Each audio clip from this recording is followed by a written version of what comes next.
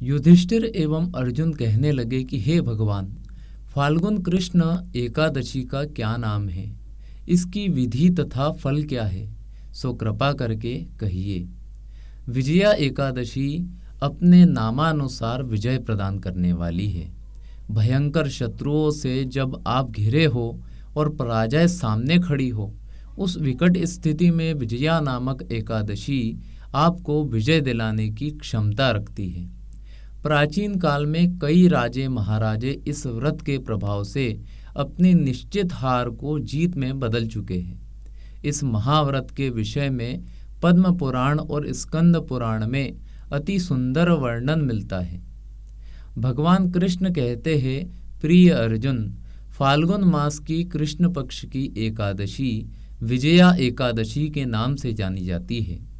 इस एकादशी का व्रत करने वाला सदा विजयी रहता है। हे अर्जुन, तुमसे पूर्व केवल देवर्षि नारद ही इस कथा को ब्रह्मा जी से सुन पाए हैं। तुम मेरे प्रिय हो, इसलिए तुम मुझसे यह कथा सुनो। त्रेता युग की बात है। श्री रामचंद्र जी, जो विष्णु के अंशावतार थे, अपनी पत्नी सीता को ढूंढते हुए सागर तट पर पहुँचे। सागर तट पर भगवान का परम भक्त जटायु नामक पक्षी रहता था। उस पक्षी ने बताया कि सीता माता को सागर पार लंका नगरी का राजा रावण ले गया है और माता इस समय अशोक वाटिका में है। जटायु द्वारा सीता का पता जानकर श्री रामचंद्र जी अपनी वानर सेना के साथ लंका पर आक्रमण की तैयारी करने लगे, परंतु सागर के जल जीवों से भरे दुर्गम मार्ग से होकर लंका पहुंचना प्रश्न बनकर खड़ा था। भगवान श्री राम को जब सागर पार जाने का कोई मार्ग नहीं मिल रहा था, तब उन्होंने लक्ष्मण से पूछा कि हे लक्ष्मण, इस सागर को पार करने का कोई उपाय मुझे सूझ नहीं रहा। अगर तुम्हारे पास कोई उपाय है तो बताओ। श्री रामचंद्र जी की बात सुनकर लक्ष्मण बोले, हे प्रभु, आपसे तो कोई भी बात छिपी नहीं है। आप स्वयं सर्व सामर्थ्यवान हैं।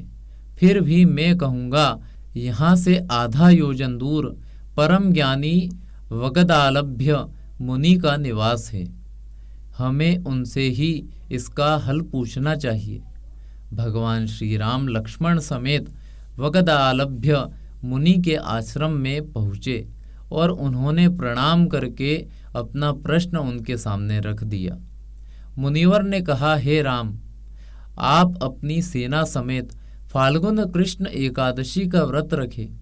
इस एकादशी के व्रत से आप निश्चित ही समुद्र को पार कर रावण को पराजित कर देंगे। श्री रामचंद्र जी ने अपनी सेना समेत मुनिवर के बताए विधान के अनुसार एकादशी का व्रत रखा और सागर पर पुल का निर्माण कर लंका पर चढ़ाई की। राम और रावण का युद्ध हुआ, जिसमें रावण मारा गया।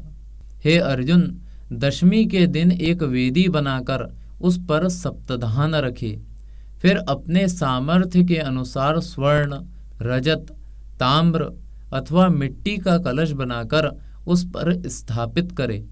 विजया एकादशी के दिन उस कलश में पंच पल्लव रखकर श्री विष्णु की मूर्ति स्थापित करे और विधि सहित धूप, दीप, चंदन, फूल, फल एवं तुलसी से प्रभु का पूजन करे। व्रती पूरे दिन भगवान की कथा का पाठ करे, श्रवण करे और रात्रि में कलश के सामने बैठकर जागरण करे। द्वादशी के दिन कलश को योग्य ब्राह्मण अथवा पंडित को दान कर दे। तो यह थी विजया एकादशी की व्रत कथा। अगर आपको वीडियो पसंद आया हो तो वीडियो को लाइक करें, चैनल को सब्सक्राइब करें। जय श्री कृष्ण।